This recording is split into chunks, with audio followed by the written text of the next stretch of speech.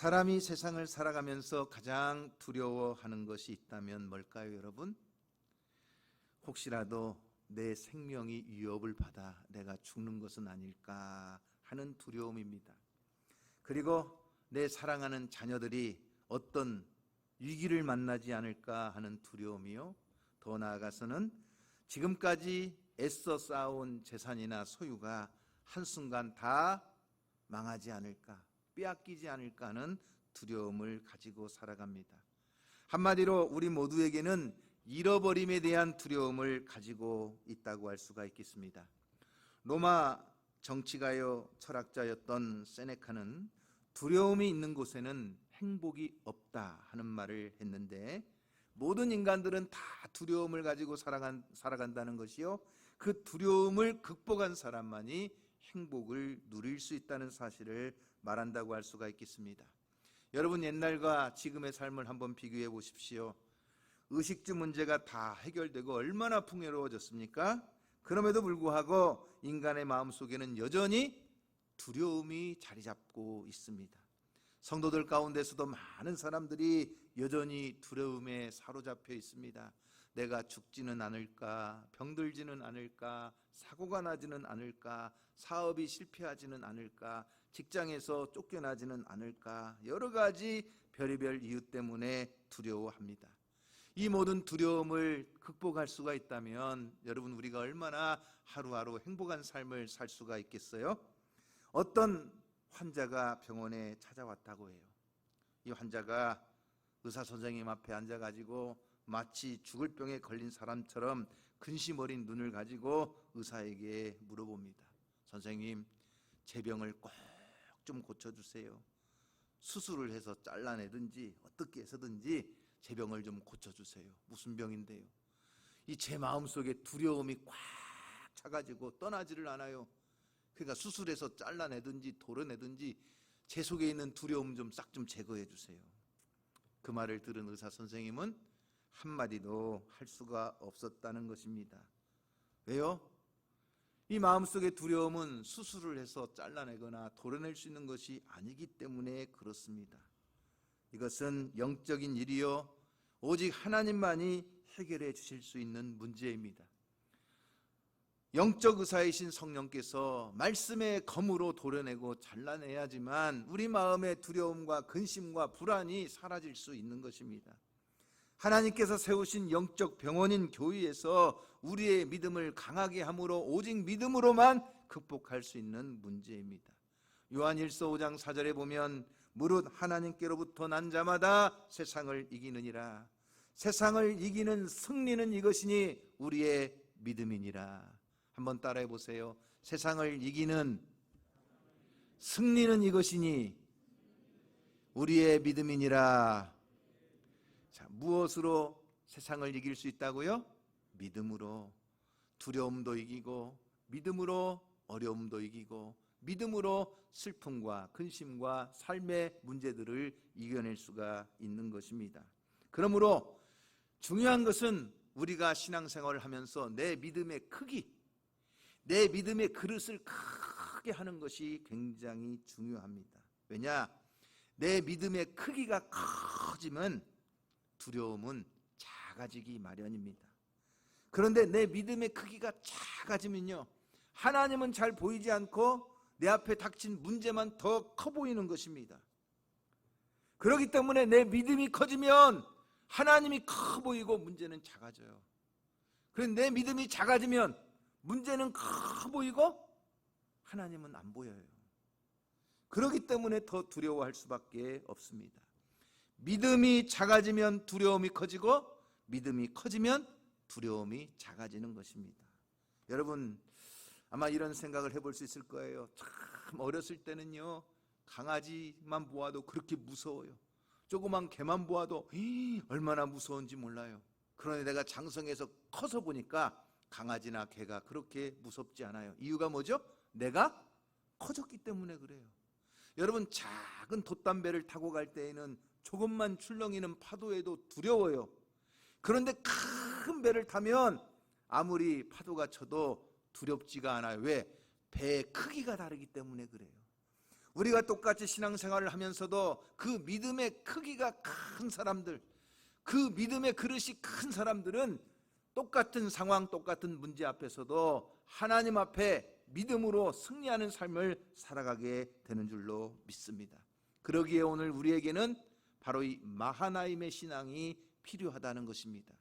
이 마하나임의 신앙이 무엇인가를 함께 말씀을 나누려고 하는데, 첫째는 하나님은 성도들을 항상 보호하신다 하는 믿음을 가지고 살아가는 것입니다.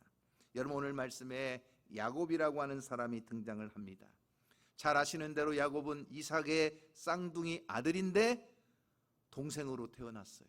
그래서 태어날 때부터 형이 되고 싶었는지 형의 발꿈치를 붙잡고 태어난 사람이 야곱이에요. 그만큼 욕심이 많은 사람이었는데 이 형의 장자권을 빼앗고 싶어가지고 형 에서를 속임수로 해서 장자권을 가로채 버렸습니다. 그 사실을 알자 이 형 에서가 화가 머리끝까지 나서 동생을 죽이려고 합니다.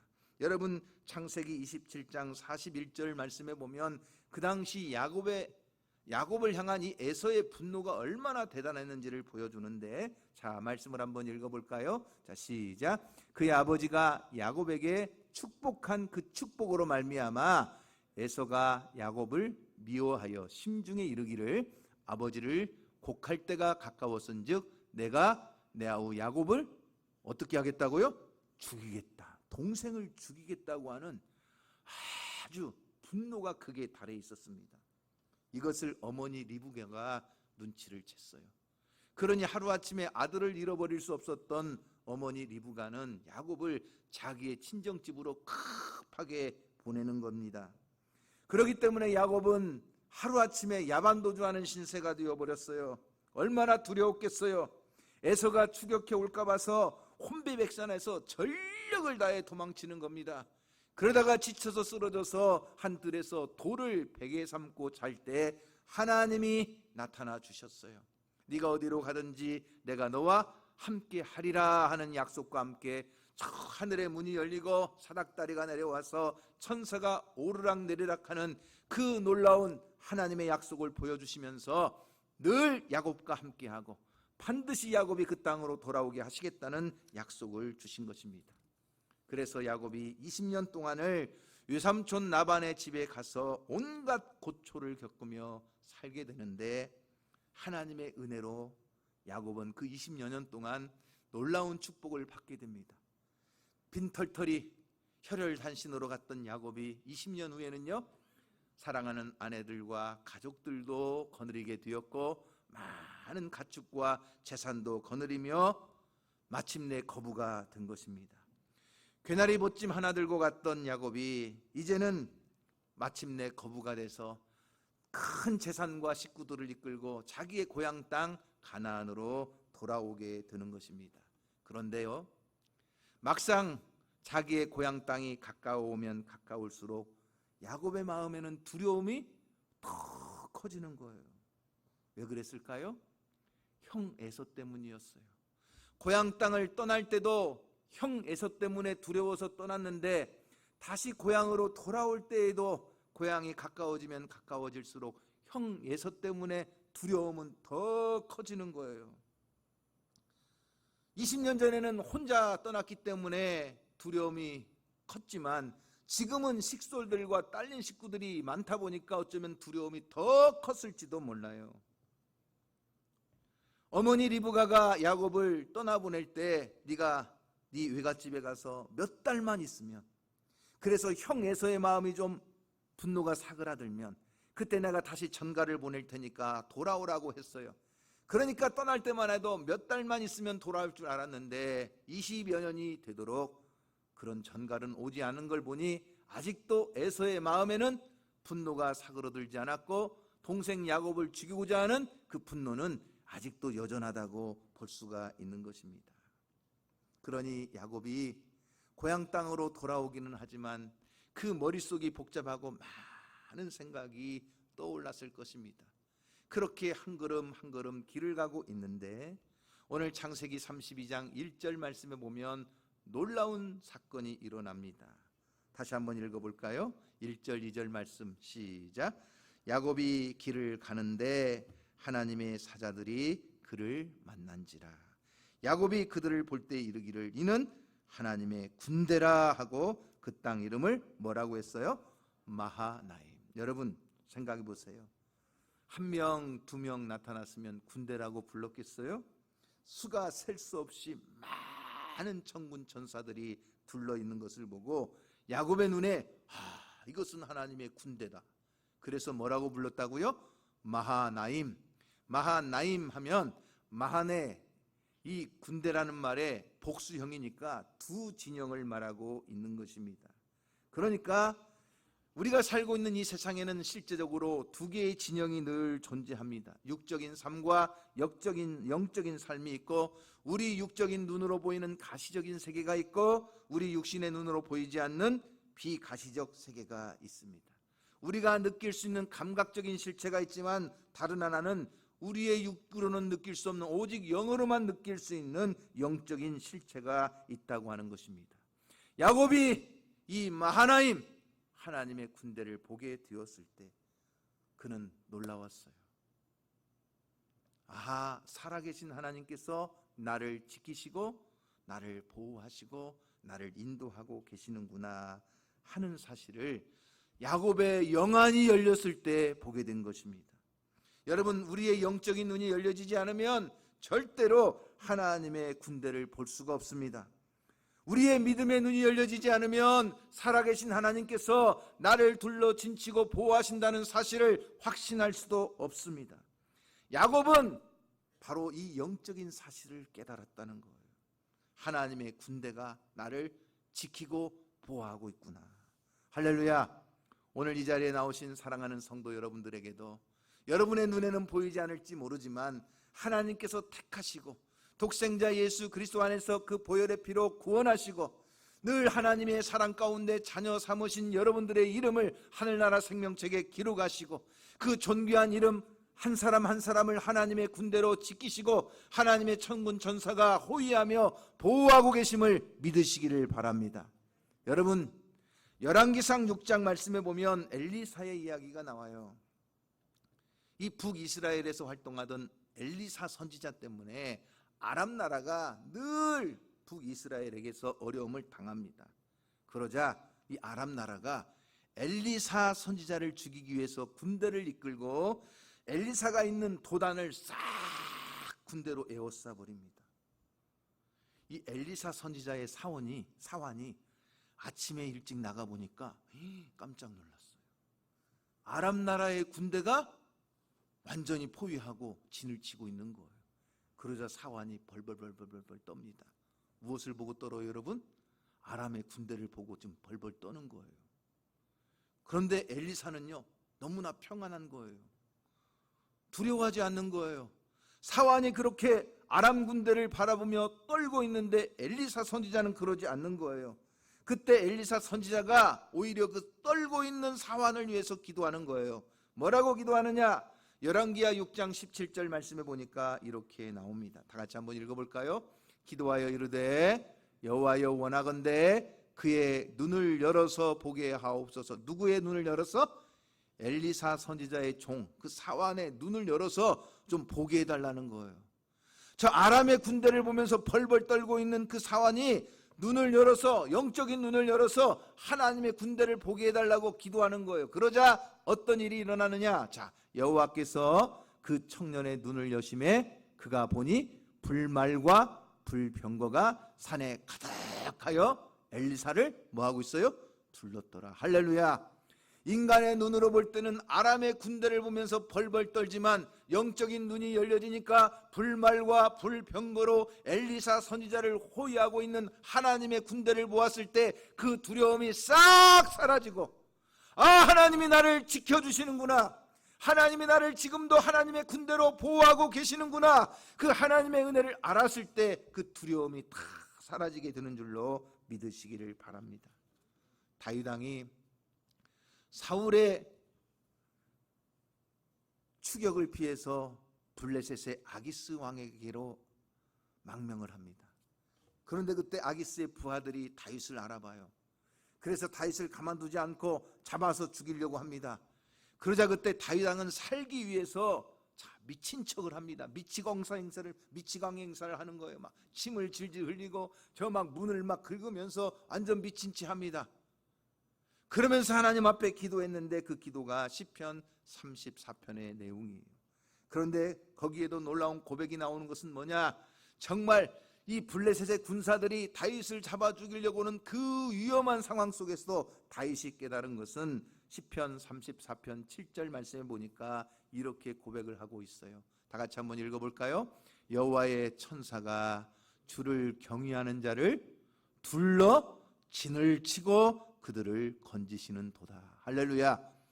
내 사망의 음침한 골짜기, 정말 수많은 적군이 나를 둘러싸고 진을 치며 나를 붙잡아 죽이려고 하는 그 위험한 순간에도 하나님의 군대가 나를 진쳐서 나를 지키시고 막아주신다고 하는 사실을 다윗이 깨달았던 것입니다. 그러기에 너희는 여호와의 선하심을 맛보할지어다. 그에게 피하는 자는 복이 있으리로다. 너희 성도들아 여호와를 경외하라. 그를 경외하는 자에게는 부족함이 없으리로다. 젊은 사자가 궁핍하여 줄일지라도 여호와를 찾는 자는 모든 좋은 것에서 부족함이 없으리로다. 할렐루야. 사랑하는 성도 여러분, 믿음은 바라는 것들의 실상이요 보이지 않는 것들의 증거라고 했습니다. 그러므로 믿음이라는 건 뭐예요? 다른 사람이 보지 못하는 것을 보는 거예요. 육신의 눈으로 보지 못하는 것을 보는 거예요. 지난주에 말씀드렸던 셋이라고 하는 사람이 아직 죽음을 경험하지 못한 세상 속에서 그 자녀의 이름을 에노스라고 불렀어요. 하나님을 떠난 인생, 죄를 범하고 에덴 동산에서 쫓겨난 모든 인생은 죽을 수밖에 없는 존재다. 우리는 죽음을 예비하고 죽음을 준비해야 된다. 그러기 위해서는 하나님을 부르고 하나님을 예비해야 된다. 그렇게 에노스의 신앙을 가지고 살았던 것처럼 오늘 우리는 보이지 않는 일에 증거하는 믿음의 성도가 되어야 될 줄로 믿습니다. 바로 노아라고 하는 사람은 세상에 아직 비가 오지 않았을 때 하나님의 마음을 알았어요. 사람들의 죄가 세상에 관영하고 악을 범하면서 하나님이 세상에 인간 만드셨다는 것을 슬퍼하고 계신다는, 한탄하고 계신다는 하나님의 마음을 알았을 때 그 하나님의 눈물이 세상에 비로 쏟아져 세상을 심판하는 하나님의 마음을 알았을 때 노아는 세상에 방주를 예비하며 홍수의 심판을 예비하고 증거하는 삶을 살았다는 거예요. 바로 이것이 믿음의 눈을 가지고 바라는 것들의 실상, 보이지 않는 것들을 증거하는 믿음의 삶을 살아가게 되는 줄로 믿습니다. 에스라 선지자가 저 바벨론 땅에서 예루살렘으로 되돌아올 때 아하와 강가에서 금식을 합니다. 그때 하나님 앞에 형통하고 평탄한 길을 강구합니다. 그때 하나님의 손이 그 에스라와 포로 귀환에서 돌아오는 모든 사람들의 길을, 모든 대적들과 그리고 매복하여 숨어있는 복병들의 손에서 그 모든 백성들을 지켜주심을 보았습니다. 뭐가요? 하나님의 손이 지켜주셨다는 것을 보았어요. 믿음은 뭐예요? 보지 못하는 것들을 보는 것입니다. 육적인 세계, 믿음의 눈을 가지고 보는 것입니다. 영적인 실체를 오직 믿음의 눈으로 바라보는 것이 바로 믿음입니다. 그러므로 사랑하는 성도 여러분, 오늘 저와 여러분에게도 야곱의 눈이 열려져서 마하나임 하나님의 군대를 본 것처럼 엘리사 선지자의 사환이 눈이 열려졌을 때 그 엘리사 선지자를 보호하고 있는 불말과 불병거를 본 것처럼 오늘 우리에게도 우리를 지키시는 하나님의 그 군대, 우리를 보호하시는 하나님의 손길을 바라보는 성도가 되기를 주님의 이름으로 축원합니다. 두 번째, 성도의 삶에는 많은 위험이 존재하지만 그 위험을 극복할 수 있는 지혜를 갖는 믿음이 필요하다고 하는 것입니다. 자, 여러분, 야곱이 에서 때문에 두려웠을 때 야곱은 가나안 땅에 돌아오면서 형 에서에게 화해의 메시지를 보냅니다. 어떤 메시지를 보냈을까요? 자, 오늘 32장 3절 말씀부터 보면 야곱이 형 에서에게 보내는 화해의 메시지가 있어요. 자, 한번 읽어볼까요? 3절 말씀부터 한번 읽어봅니다. 자, 시작. 야곱이 세일 땅행 에돔 들에 있는 형 에서에게로 자기보다 앞서 사자들을 보내며 뭐라고 했어요? 그들에게 명령하여 이르되 너희는 내 주 에서에게 이같이 말하라.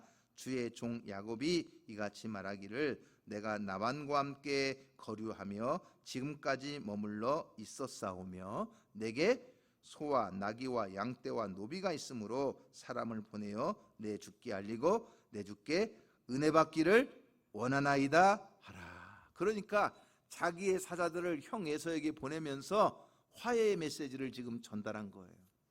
그런데 이 메시지에 대한 화답은 돌아오지 않고 어떤 소식이 들려오느냐 하면 6절 말씀에 이렇게 나와요. 사자들이 야곱에게 돌아와 이르되 우리가 주인의 형 에서에게 이른즉 그가 400명을 거느리고 주인을 만나려고 오더이다.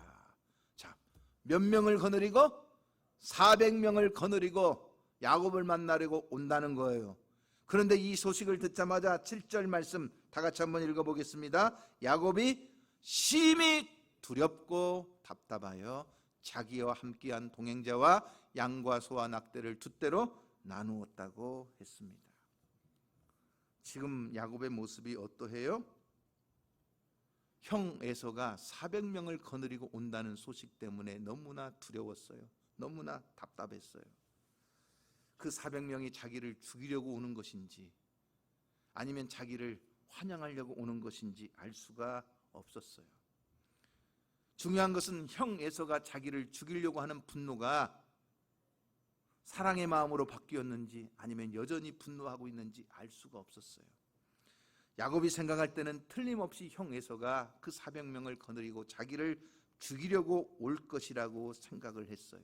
그러니 저 세일 땅에서 야복 강가까지 120km나 되는 그 먼 거리를 그 세렛강과 아름강을 건너서 야복 강가까지 오는 거잖아요. 그러니까 지금 야곱은 두려울 수밖에 없었어요. 그래서 자기의 무리를 두 떼로 나누어요. 마치 하나님의 군대인 마하나임에서 두 진영을 보았던 것처럼 자기도 자기의 무리를 두 떼로 나눕니다. 만약에 에서가 와서 한 떼를 공격하면 다른 한 떼라도 도망쳐서 살아야겠다는 생각을 합니다. 그리고 하나님 앞에 간절히 기도를 하는 것입니다. 그러다가 야곱이 생각한 하나의 전략이 있습니다. 하나님 앞에 간절히 기도하고 난 다음에 야곱이 세운 전략이 뭐냐? 그것은 형 에서에게 예물을 보내는 거였습니다. 어떤 예물을 보냈느냐? 여러분 13절 말씀부터 가서 보시면 야곱이 형 에서에게 보낸 예물의 목록이 나와요. 자, 13절 말씀부터 한번 보겠습니다. 자, 9절 말씀부터 12절까지 말씀은 야곱이 마하나임에서 드린 기도인데 이것은 자, 뒤에 나중에 생각하기로 하고요. 먼저 야곱이 기도한 후에 형 에서의 마음을 녹이기 위해서 형에게 보내는 예물의 목록인데 한번 보겠습니다. 13절 말씀. 자, 시작. 야곱이 거기서 밤을 지내고 그 소유 중에서 형 에서를 위하여 예물을 택하니 자, 한번 여러분 체크해 보세요. 한번 계산해 보세요. 얼마나 되는지. 암염소가 200이요, 순염소가 20이요. 220마리죠. 염소가 220마리. 그 다음에 암양이 200이요, 순양이 20. 그러니까 양이 몇 마리? 또 220마리죠. 그 다음에 15절. 전나는 낙타 30과 그 새끼는 숫자가 나오지 않으니까요. 낙타가 몇 마리? 30마리. 그 다음에 암소가 40이요, 황소가 10이요. 소는 50마리. 그 다음에 암나귀가 20이요, 그 새끼 나귀가 10이라. 자, 여러분 이걸 싹 합하면 새끼는 그냥 제외하고라도 지금 600마리 정도 되는 것을 알 수가 있어요. 자, 염소, 양, 낙타, 소, 나귀 다 통틀어 가지고 그냥 한 마리에 100만 원씩이라고 한번 쳐봐요, 여러분. 그냥 다 해서 그냥 한 마리에 100만 원씩이라고 쉽게 계산을 해도 600마리면 여러분 얼마예요? 6억 원이 되는 거예요. 6억 원. 자, 여러분이 지금 막 미워하는 동생이 있어요. 내가 가만두지 않겠다. 절대 내 동생 용서하지 않겠다. 그런데 동생이 막 6억 원 들고 와가지고 형님 용서해 주세요. 그러면 어떻게 용서해 줄 것 같아요? 안 해줄 것 같아요? 예? 해줄 것 같아요? 야, 6억 원 정도면 그잖아요. 그러니까 야곱이요 지금 굉장히 전략적으로 형 에서의 마음을 녹이기 위해서 계획을 치밀하게 견고하게 세우는 것을 볼 수 있어요. 그런데요, 야곱이 얼마나 대단하냐? 한 이 600마리 되는 가축을 한꺼번에 보내지 않아요. 어떻게 보내느냐 하면 제일 먼저 염소떼를 보내요. 그러면 에서의 마음이 조금 부드러워질까? 그 다음에 양떼를 보내요. 그리고 난 다음에 또 낙타를 보내요. 그 다음에 소떼를 보내고, 그 다음에 맨 마지막에 나귀떼를 보내는 거예요. 순차적으로 조금씩 보내는 거예요. 자, 여러분, 이거 지금 야곱이 잘하는 겁니까? 잘 못하는 겁니까? 성경을 공부하는 많은 사람들은 여기에 대해서 크게 두 가지 입장을 가져요. 한쪽은 부정적인 해석을 하는 거예요. 야, 역시 야곱은 교활하고 꾀가 많은 사람이라 형 에서의 앞에서 믿음으로 하지 않고 또 이렇게 인간적인 실수를 했다고 부정적인 생각을 가지는 사람들이 있어요. 그러나 또 반대로 긍정적인 해석을 가지는 사람도 있어요. 자신이 처한 환경에서, 지금 자신이 당한 환경 속에서 아주 계획적으로 지혜로운 대처를 했다고 긍정적인 해석을 하는 사람들도 있어요. 중요한 것은 우리가 9절에서 12절 말씀을 보듯이 야곱이 밤을 새워 하나님 앞에 간절히 기도한 후에 이 전략을 내놓았다는 거예요. 그렇다면 긍정적인 부분으로 해석을 할 수도 있다 생각할 수 있습니다. 이것은 하나님의 지혜였습니다. 단순히 넉넉고 가만히 있는 것이 아니라 자신의 방법을 총동원해서 최선을 다하여 그 야곱과의 화해를 이루기 위한 야곱의 열심이었다고 해석을 할 수가 있는 것입니다. 그렇기 때문에 여러분, 자, 결론. 야곱의 이 예물을 형 에서가 받았을까요? 안 받았을까요? 받았을까요? 안 받았을까요? 자, 여러분 창세기 33장 11절 말씀에 가서 보시면 그 답이 나와요. 자, 받았을까 안 받았을까? 자, 33장 11절 다 같이 한번 읽어볼까요? 하나님이 내게 은혜를 베푸셨고 내 소유도 족하오니 청하건대 내가 형님께 드리는 예물을 받으소서 하고 그에게 간구하매 받으니라 안 받으니라? 받으니라. 이 예물을 받았다는 것은, 가축 600마리를 받았다는 것은 야곱과 화해를 하겠다는 거요? 안 하겠다는 거요? 하겠다는 거잖아요. 그러니까 야곱은 자신의 삶을 총동원하고 지혜를 다 모아서 형 에서와 화해를 이루어 가도록 노력했다고 하는 사실입니다. 사랑하는 성도 여러분, 우리가 인생의 문제를 만났을 때 깊이 하나님 앞에 기도하고, 그리고 하나님이 주시는 지혜로서 그 문제를 해결할 수 있는 계획을 세우고 하나님의 도우심 가운데 화해를 이루고 승리하는 성도가 되기를 주님의 이름으로 축원합니다. 물론 그 모든 것을 이루시는 분은 하나님이시요, 그리고 그 모든 문제 가운데 야곱의 기도가 있었기에 가능한 것입니다. 그래서 성도는 기도를 통해서 두려움을 이기고 문제를 극복할 수가 있는 것입니다. 바로 이 9절 말씀부터 12절 말씀을 보면 이제 이 야곱의 기도가 나옵니다. 이것을 마하나임의 기도라고 하는데, 창세기에 나오는 기도 가운데 가장 긴 기도의 내용이 바로 이 야곱의 기도를 통해서 나옵니다. 이 기도에 이어서 야복강가의 기도가 나오게 되고, 그래서 야곱은 이스라엘이 되고 야곱은 하나님의 얼굴을 대면하여 살았던 분이엘의 기쁨을 누리게 되는 것입니다. 자, 그러면 이 야곱이 마하나임에서 어떤 기도를 드렸는가 하는 것을 보게 되는데, 여러분이 야곱의 기도를 보게 되면 이 마하나임의 기도에는 5가지 기도의 특징이 있어요. 5가지 기도의 특징. 자, 여러분이 야곱의 기도를 잘 기억해 보시고, 여러분도 삶에 두려움이 찾아올 때 야곱처럼 이 마하나임의 기도를 통해서 그 두려움을 이기고 승리하는 삶이 되기를 원합니다. 첫 번째가 뭐예요? 여러분 9절 말씀에 이렇게 나와요. 여호와여, 자, 9절 말씀을 다 같이 한번 읽어보겠습니다. 자, 시작. 야곱이 또 이르되 내 조부 아브라함의 하나님, 내 아버지 이삭의 하나님 여호와여, 주께서 전에 내게 명하시기를 내 고향 내 족속에게로 돌아가라. 내가 내게 은혜를 베풀리라 하셨나이다. 지금 무슨 기도를 하고 있어요? 하나님, 나로 내 고향으로 돌아가라 명령하신 분이 누구예요? 하나님이시고 나는 지금 그 하나님의 명령에 순종하고 있습니다 하는 것을 고백하고 있어요. 기도는 하나님의 말씀에 순종하고 있다는 것을 고백하는 거예요. 그 다음에 두 번째 10절 말씀에 보면 야곱이 두 번째 마하나임의 기도의 특징이 뭐냐면 이렇게 나와요. 나는 주께서 주의 종에게 베푸신 모든 은총과 모든 진실하심을 조금도 감당할 수 없사오나. 이렇게 말해요. 무슨 말이에요? 하나님, 이 종은 참 연약하고 무가치한 종입니다 하는 것을 겸손하게 고백하고 있어요. 이 겸손의 고백이 필요하다는 거예요. 세 번째는 뭐냐?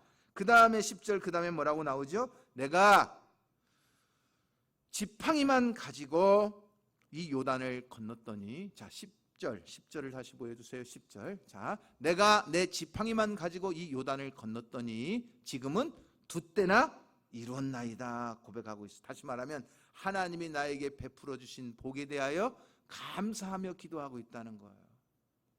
그리고 세 번째 11절 말씀에 가서 보면 야곱이 실질적인 자신의 문제를 놓고 하나님 앞에 기도해요. 자, 뭐라고 기도하죠? 11절. 내가 주께 간구하오니 내 형의 손에서 에서의 손에서 나를 건져내시옵소서. 내가 그를 두려워함은 그가 와서 나와 내 처자들을 칠까 겁이 나기 때문입니다. 자, 첫 번째, 내가 하나님의 말씀에 순종하여 고향으로 돌아오고 있습니다. 두 번째, 하나님, 나는 참 연약하고 가치없는 존재입니다. 자신의 겸손의 고백. 세 번째, 하나님 앞에 하나님이 베푸신 그 은혜를 감사하는 고백. 그리고 난 다음에 뭐예요? 자기의 간구의 고백을 드리는 거예요.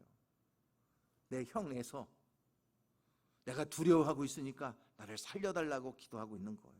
그리고 마지막 다섯 번째는 하나님의 약속을 주장하면서 기도하는데, 자 12절 말씀을 다 같이 한번 읽어봅니다. 12절 시작. 주께서 말씀하시기를 내가 반드시 내게 은혜를 베풀어 내 씨로 바다에 셀 수 없는 모래와 같이 많아지게 하리라 하셨나이다. 하나님의 약속을 근거로 기도하고 있다는 거예요. 우리가 하나님의 말씀에 순종하면서 자신의 연약함을 고백하면서 자신의 문제를 내려놓고 하나님의 약속을 주장하며 기도할 때 하나님은 응답해 주시는 줄로 믿으시기를 바랍니다. 자, 아브라함의 하나님, 이삭의 하나님, 그리고 나의 하나님. 하나님께서 아브라함에게 주신 약속이 뭐예요? 자, 창세기 22장 17절 말씀에 보면 하나님께서 내가 큰 복을 주고 너의 씨로 크게 번성하게 하는데, 따라해 보세요. 바닷가의 모래와 같이. 아브라함에게 주신 약속은 뭐예요? 바닷가의 모래와 같이. 그럼 이삭에게 주신 축복은 뭘까요? 이삭에게 주신 약속은 그 다음에 창세기 26장 4절의 말씀에 보면 내 자손을 하늘의 별과 같이 번성하게 하겠다. 따라해 보세요. 하늘의 별과 같이. 자, 아브라함에게는 바다의 모래와 같이, 이삭에게는 하늘의 별과 같이. 그러면 야곱에게는 뭐라고 약속을 해주셨을까요? 야곱에게는 창세기 28장 14절에 보면 내 자손을 땅의 티끌같이. 따라해보세요. 땅의 티끌같이. 자, 바다의 모래같이 아브라함에게, 저 하늘의 별과 같이 이삭에게, 땅의 티끌같이 야곱에게 약속을 주셨는데, 야곱은 지금 자기의 할아버지 아브라함에게 약속하신 그 아브라함의 언약을 붙잡고 하나님 앞에 기도하는 거예요. 그래서 오늘 12절 말씀에 보면 하나님, 우리 할아버지 아브라함에게 너의 씨로 바다에 셀 수 없는 모래와 같이 많게 하겠다고 약속해 주셨으니까 그 약속대로 지금 나를 이 두려움에서 지켜주시고 나를 형 에서의 손에서 건져주시고 나와 내 자녀들과 내 모든 재산들을 보호해달라고 하나님 앞에 기도하고 있는 것입니다. 여러분, 우리의 삶에는 날마다 두려움이 찾아옵니다. 그럴 때마다 하나님의 약속을 붙잡고 기도하는 성도가 되기를 주님의 이름으로 축원합니다. 그러면 두려움이 사라지고 승리하는 삶을 살게 될 줄로 믿습니다. 루마니아가 공산치하에 있을 때 범브란트 목사님이 복음을 전하다 감옥에 투옥 뛰었을 때 얼마나 두려웠는지, 내가 오늘 끌려가서 사형당할지, 내가 한 달 뒤에 끌려가서 사형당할지, 늘 그 마음의 두려움 때문에 견딜 수가 없을 때 그분이 내가 성경에서 두려워하지 말라 하는 이 말씀이 나오는데 그 말씀을 한번 찾아보자. 근데 그 두려워하지 말라는 말씀을 밑줄을 그으면서 찾아보니까 365번이 나왔다는 거예요. 성경에 두려워하지 말라는 말이 365번 나오는 것은 우리가 1년 365일 매일매일 이 하나님의 말씀을 붙들고 그 약속의 말씀 안에서 두려워하지 말아야 되겠구나. 그래서 그분은 그 약속의 말씀, 두려워하지 말라는 말씀을 매일매일 밑줄을 그으면서 그 말씀을 가지고 기도했다는 것입니다. 오늘 우리가 하나님 앞에 하나님의 약속을 붙잡고 기도할 때 우리의 삶의 문제도 나를 위협하는 두려움도 다 떠나게 되는 줄로 믿으시기를 바랍니다. 그러기에 야복 강가에서 하나님의 천사와 씨름하며 비록 절름발이가 되어 더 이상 도망칠 수 없는 야곱이 되었지만 그가 이제 야곱을 만나기 위해서 야곱을 대면하러 가는 그 길에 창세기 32장 31절 말씀에 보면 놀라운 사실을 우리에게 하나 가르쳐 줍니다. 자, 창세기 32장 31절 말씀을 한번 다 같이 읽어볼까요? 시작. 그가 브니엘을 떠날 때에 해가 돋았고 그의 허벅다리로 말미암아 졸었더라 그랬어요. 자, 환도뼈가 부러졌으니 절름발이 신세가 되었어요. 도망칠 수 없는 야곱이 이제는 야곱이 에서를 만나러 갑니다. 그런데 놀라운 사실을 가르쳐줘요. 그때 해가 돋았다 하는 거예요. 이것은 시간적인 의미로 저녁이 물러가고 이제 아침 해가 떠올랐다는 문자적인 표현일 수도 있겠지만 그러나 상징적인 표현으로는 그 야곱의 마음의 두려움, 그 모든 얼굴의 어두움이 다 사라지고 그 얼굴이 밝게 빛나는 해같이 에서를 향하여 나가게 된 줄로 믿으시기를 바랍니다. 이것이 하나님께서 기도하는 자에게 주시는 축복인 줄로 믿습니다. 오늘 하나님은 하나님의 군대로 우리를 호위하시며 지켜주시는 줄로 믿으시기를 바랍니다. 하나님 앞에 기도하는 자마다 그 문제를 해결할 수 있는 지혜도 주시는 줄로 믿으시기를 바랍니다. 하나님 앞에 간절히 기도할 때 모든 어두움이 떠나고 해가 밝게 빛나며 비록 우리의 삶에는 절름발이처럼 아직도 연약하지만 하나님이 승리하게 하시고 하나님이 복 주시는 역사가 함께할 줄로 믿으시기를 바랍니다.